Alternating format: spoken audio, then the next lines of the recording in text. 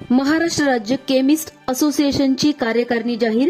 निलेश भाऊ पाटील यांची महाराष्ट्र राज्य केमिस्ट अँड ड्रगिस्ट असोसिएशनच्या कार्यकारिणी सदस्यपदी निवड. शनिवारी जळगाव येथे संपन्न झालेल्या महाराष्ट्र राज्य केमिस्ट असोसिएशनच्या कार्यकारिणीची बैठक संपन्न झाली.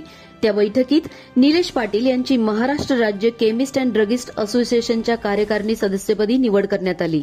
यावेळी all India chemist and druggist असोसिएशनचे अध्यक्ष जगन्नाथजी आप्पा शिंदे, सचिव अनिल नावंदर, महाराष्ट्र फार्मसी काउन्सिलचे अध्यक्ष अतुल आहिरे, नाशिक जिल्हा केमिस्टचे अध्यक्ष सुरेश दादा आहेर, सुरेश पाटील, महेशजी भावसार, किशोर बगदे, जगदीश भोसले तसेच पिंपळगाव केमिस्ट असोसिएशनचे अध्यक्ष स्वप्नील भामरे, दीपक शिरसाट, कमलेश उगले, संदीप ठोंबरे, राहुल घुमरे आणि केमिस्ट बांधवांनी पाटील यांचे अभिनंदन करत त्यांना शुभेच्छा दिल्या.